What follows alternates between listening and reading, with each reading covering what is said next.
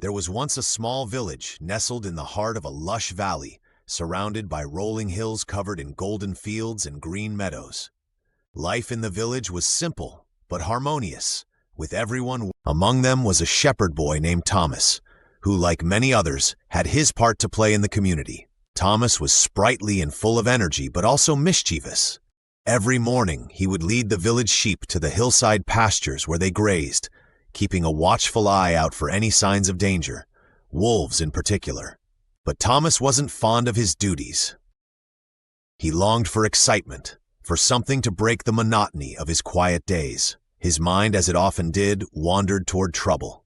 One lazy afternoon, as Thomas lay under the shade of a tree watching the sheep peacefully munching away, an idea came to him. A sly grin crept across his face. "What if I have a little fun?" he thought. "The villagers are always so serious. It wouldn't hurt to give them a good scare, would it?" With that, he sprang to his feet, cupping his hands around his mouth. "Help! Help! A wolf is attacking the flock!" he shouted at the top of his cries echoed down the hillside, reaching the ears of the villagers below. They dropped their tools, pots, and whatever they were doing and ran up the hill as quickly as they could.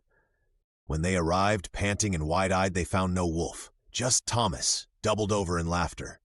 "You should have seen your faces," he said between chuckles, pointing at the bewildered villagers. "Oh, it was priceless!" The villagers frowned, some muttering under their breaths.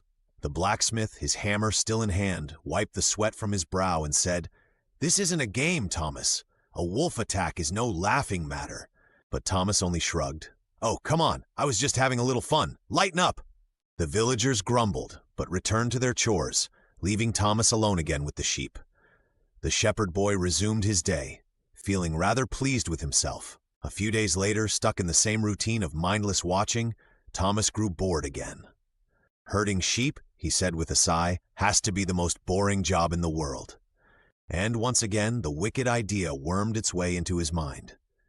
He couldn't resist the urge for mischief. This time he screamed even louder, his voice tinged with mock terror. "Help! Help! A wolf is in the flock! It's attacking the sheep!" The villagers heard his cry and once again dashed up the hill, their concern overriding their irritation. But when they got there, there was no wolf, not even a paw print. Just Thomas, clutching his sides and laughing like it was the funniest thing in the world. "Fools, you fell for it again," he teased. This time, the villagers were not amused at all.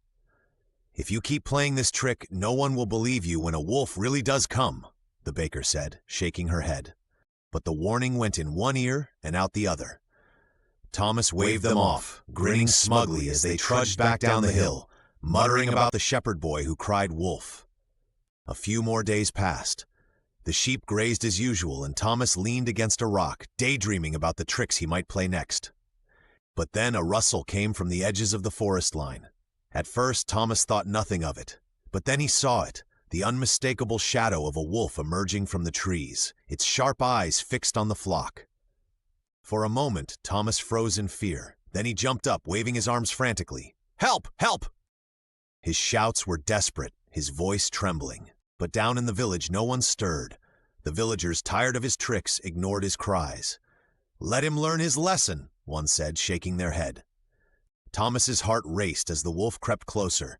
He shouted again and again, but no one came.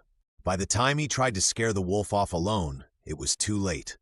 The predator had already taken its prize and vanished back into the woods. When the villagers later ascended the hill, drawn finally by the silence, they found Thomas sitting amongst the sheep, his face pale and tear-streaked.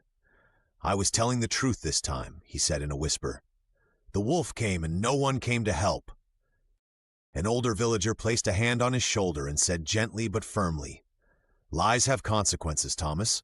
Trust, once broken, is not easily mended. You've learned that lesson the hard way." From that day forward, Thomas never cried wolf again. His mischief had cost him dearly, and the regret stayed with him for a long time.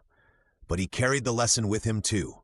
Truth is the heart of trust, and without trust, words are just empty sounds. And so, the hills were quiet again, save for the rustling of the sheep and the shepherd boy, watching them with a new sense of responsibility.